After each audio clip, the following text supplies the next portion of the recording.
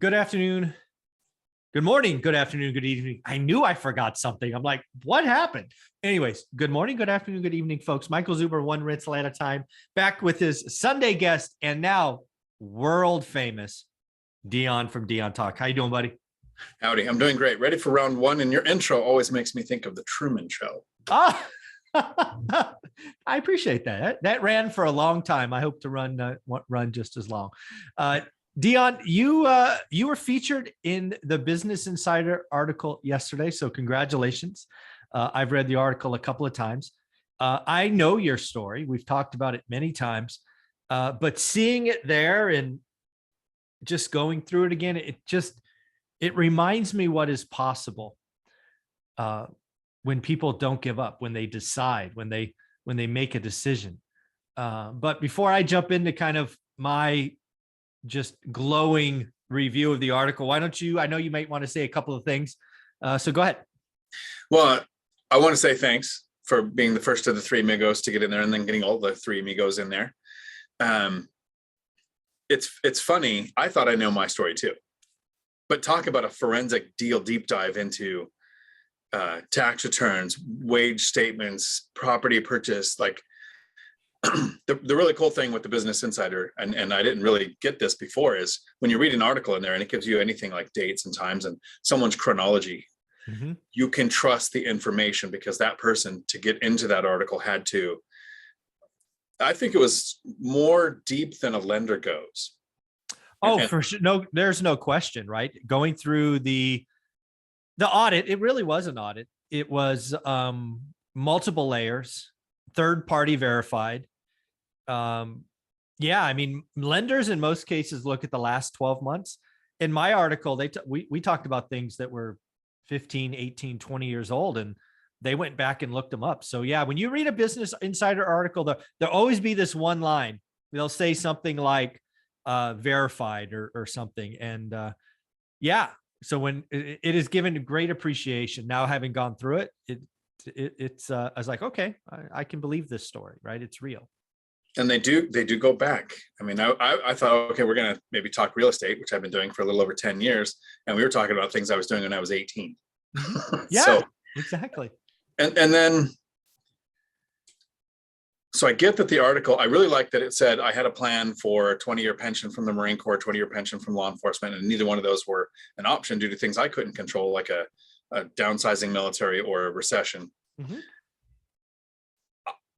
I've worked at a truck driving school that had 6 staff, 1 location, and I had an idea, and then I became the company president and have grown the company to 5 locations, 60 staff, from, a couple tens of thousands of dollars in profit in a year to several $1 million of profit in a year. And that didn't matter to Business Insider. What was really cool was whatever job you have really doesn't matter.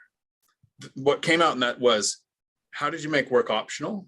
By doing 1 rental at a time. And then what was the chronology on that, and what was the timeline and everything. But talking to a business article, I would have expected it to, I run a business, we're going to talk about that. It barely even made the radar. Yeah. There's a couple of things that, again, I think your story, I mean, it's all our stories, right? One of the things that I can appreciate about the three amigos Business Insider articles is, we all have some gray hairs. And what I mean by that, and I mean it in the nicest way, is we've seen recessions. We've seen bad times. There's lots of folks that have been doing this for 5 years or less. They've known one cycle, right?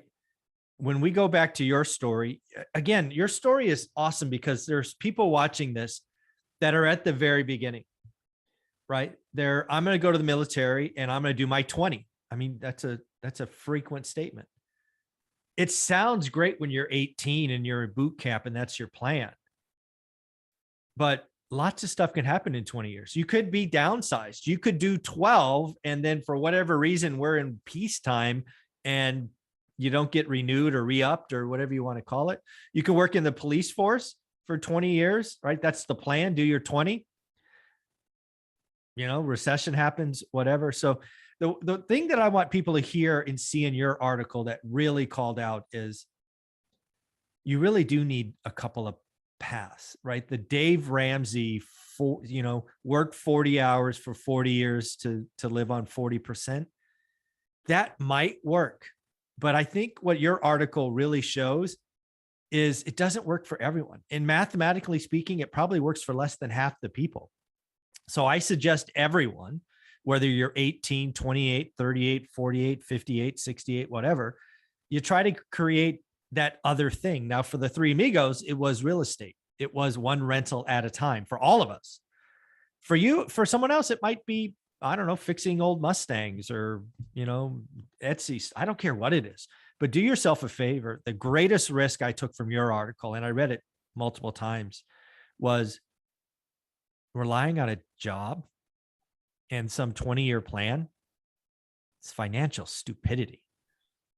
Yeah, that's the biggest risk somebody could take for their family, is just having that one income. Even if you're both working, that's still one income each. Anything can happen. Something in the recession. If you're a truck driver and you're watching this, because I run a truck driving school and a lot of truck drivers reach out to me, what happens if you lose your med card? Something happens health-wise and you just can't renew that med card. And here's something that I like to admit. I didn't start investing until after the 2008 housing crash. So I've only seen an up market. So if I listened to what I'm doing and I looked at what I'm doing, it seems super smart.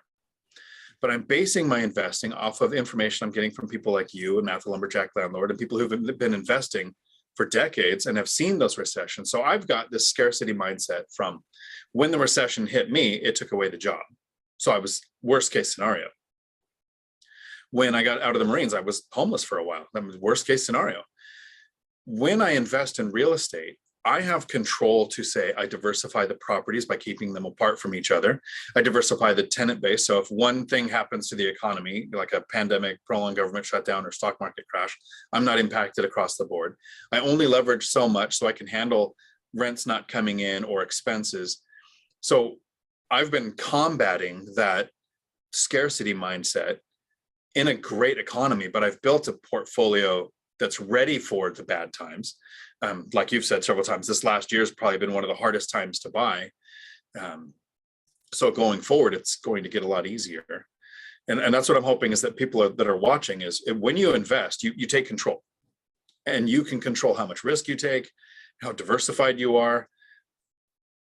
So I'm hoping that article in print gets out to some people, because we take in things differently. Some people have the app closed right now and they're just listening. Some people are watching the videos, and then some people need to see it in writing. Yeah. Again, I thought I knew your story. I am definitely a reader, right? And I printed the article because I don't even like reading on a screen, right? I printed the article and thumbed through it. I don't know. That's how old I am. But again, I just want to say, single parent, negative net worth, lots of debt, laid off, no money, never had $1,000 until you were, I don't know, over 40 or whatever it was. You made a choice. And the choice is out there for everyone. So you made the choice, you sacrificed, you downsized where you lived for a little while, you moved into an apartment so you can get some income, so you become bankable, all of that. And it starts slow for everyone, right? This is a 10-year path to make work optional, not a 10-second path. It's going to be slow for everyone. It doesn't matter if you're in a hot market or cold market, the market will change. But what's not going to change is it's a 10-year journey. And man, if you can get there from negative 89,000 to making work optional in 10 years, it's everybody should have hope. And one rental at a time is the way. Don't overcomplicate it. Don't go for the quick, sugar high. Just keep going, right? I like how you talk about it being a choice, because it's like we wake up one day and we think, okay, starting today, I'm going to take charge of my finance. I'm going to educate myself. But it was a series of choices. You said single parent, which means can't keep a girl, but can keep kids. You said didn't have $1,000 in the bank, which means was bad with saving.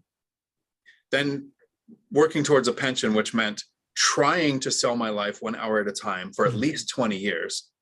What do you do when nobody's buying? So it was all these series of choices that just weren't working out. But when I decided I'm going to learn, I'm going to self-educate. So that's a choice every day. I still watch podcasts, listen to audiobooks to self-educate. Mm-hmm. I'm going to not increase my cost of living when I increase my income by buying a rental, and I'm going to recycle the cash flow for at least 5 years to really get that income snowball to kick in. Those are choices that happen every day. Mm-hmm. Yeah. Again, it's a great story, folks. You need to read it. Business Insider. It is behind a paywall. I think you can get it for $1 a month or something, I think. But again, it's there. It should be read. Yeah, it's just a great story. How can people find you? Right here on YouTube, Dion Talk Financial Freedom. My live streams are Tuesday afternoons, 4 p.m., where I stay until I answer every question. I heard the last one was over 3 hours. A lot of good questions came in. That is awesome. Thanks, buddy. I appreciate it. Ciao.